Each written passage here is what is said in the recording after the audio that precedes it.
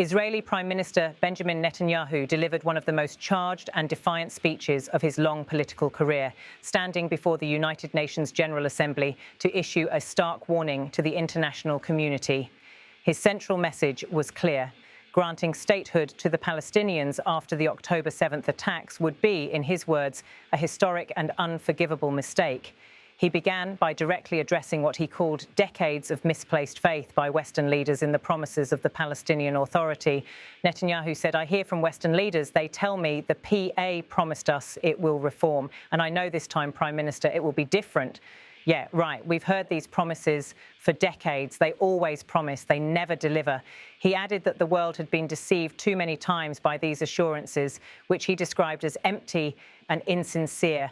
Shifting his focus to the Palestinian Authority's internal governance, Netanyahu levelled a scathing critique. He said, "The Palestinian Authority is corrupt to the core.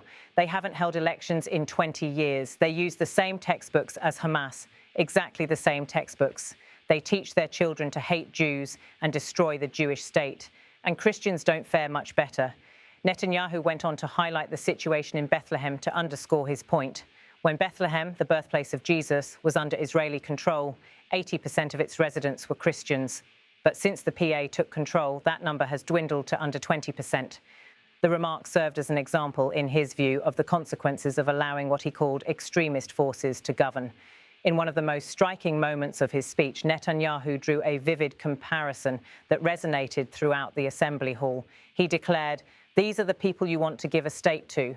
What you're doing is giving the ultimate reward to intolerant fanatics who perpetrated and supported the October 7th massacre. Giving the Palestinians a state 1 mile from Jerusalem after October 7th is like giving Al-Qaeda a state 1 mile from New York City after September 11th. This is sheer madness. It's insane, and we won't do it." His statement was met with applause from segments of the audience as he delivered a direct challenge to world leaders pushing for Palestinian statehood. Netanyahu said firmly, "Israel will not allow you to shove a terrorist state down our throats. We will not commit national suicide because you don't have the guts to face down a hostile media and anti-Semitic mobs demanding Israel's blood." Netanyahu sought to dispel what he described as a misconception that his position was personal or politically motivated. He stressed, "I say this not only in my name or the name of my government, but on behalf of all the people of Israel." He then pointed to a decisive vote in the Israeli Knesset to underscore the widespread public sentiment. Last year, there was a vote in our parliament whether or not to oppose the imposition of a Palestinian state.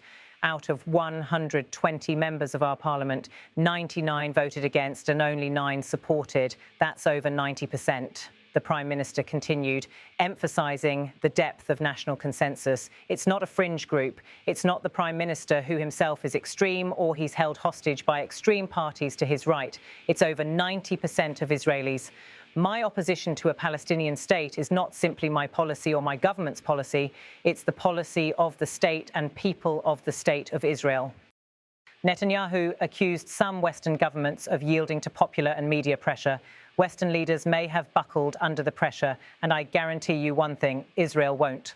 Pivoting to Israel's security achievements, Netanyahu argued that recent military victories had shifted the region's political dynamics.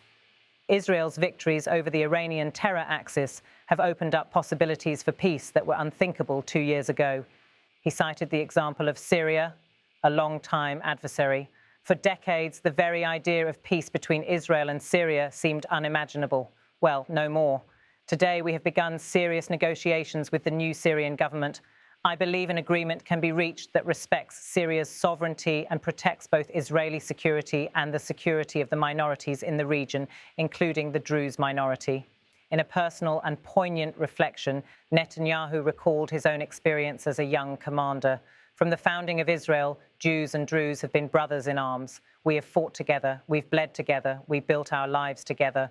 When I was a young commander in Israel's Special Forces, my own life was saved by the invaluable advice given to me by a great friend, Salem Shway, a heroic Druze IDF veteran.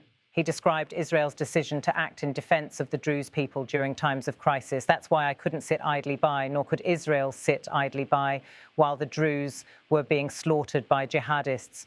I instructed our forces to stop the massacre, which they promptly did. Netanyahu also spoke about Lebanon, holding out the possibility of reconciliation. Peace between Israel and Lebanon is possible as well. I call on the Lebanese government to also begin direct negotiations with Israel. I commend it for its declared aim to disarm Hezbollah, but we need more than words. If Lebanon takes genuine and sustained action to disarm Hezbollah, I'm sure we can achieve a sustainable peace. He coupled this with a warning that Israel would continue to act decisively to ensure its safety. Of course, until that happens, we will take whatever action we need to defend ourselves and to maintain the conditions of the ceasefire which was established in Lebanon. Netanyahu emphasized that Israel's approach was proactive rather than reactive. Our goal is not merely to monitor Hezbollah's actions, but to prevent them from violating the ceasefire and attacking us at any time. But I'm sure that if the Lebanese government persists in its goal of disarming, peace will come very speedily and very readily. Reflecting on recent military engagements, he portrayed them as stepping stones toward a more stable Middle East. Victory over Hezbollah has made peace possible with our two neighbours in the north. Victory over Hamas will make peace possible with nations throughout the Arab and Muslim world. Our victory would lead to a dramatic extension and expansion of the historic Abraham Accords, which President Trump brokered between Arab leaders and myself 5 years ago. Netanyahu noted what he saw as encouraging shifts in the attitudes of influential Muslim-majority nations. I took note, as I'm sure you did too, of the encouraging words spoken here by the President of Indonesia. This is the country with the largest Muslim population of all nations, and it's also a sign of what could come. He expressed optimism about regional cooperation. Forward-looking Arabs and Muslim leaders know that cooperating with Israel will provide them with groundbreaking Israeli technologies, including in medicine, in science, in agriculture and water, in defense and AI, and so many other fields. Looking ahead, Netanyahu painted a vision of a transformed region. I believe that in the coming years, the Middle East will look dramatically different. Many of those who wage war on Israel today will be gone tomorrow. Brave peacemakers will take their place. He expressed hope for change in one of Israel's most enduring adversaries. Nowhere will this be more true than in Iran. The long-suffering Iranian people will regain their freedom. They will make Iran great again. And our two ancient peoples, the people of Israel and the people of Iran, will restore a friendship that will benefit the entire world. As he neared the conclusion of his address, Netanyahu returned to the memory of October 7th, linking it to centuries of suffering endured by the Jewish people. Ladies and gentlemen, the horrors that happened on one dark day, October 7th, those horrors happened countless times during the centuries of my people's exiles among the nations. Jewish blood was spilled again and again. He spoke with solemn conviction, framing Israel's ongoing struggle as part of a broader historic narrative. The speech ended on a note that combined warning with resolve, drawing a direct line between the events of the present and the lessons of Jewish history.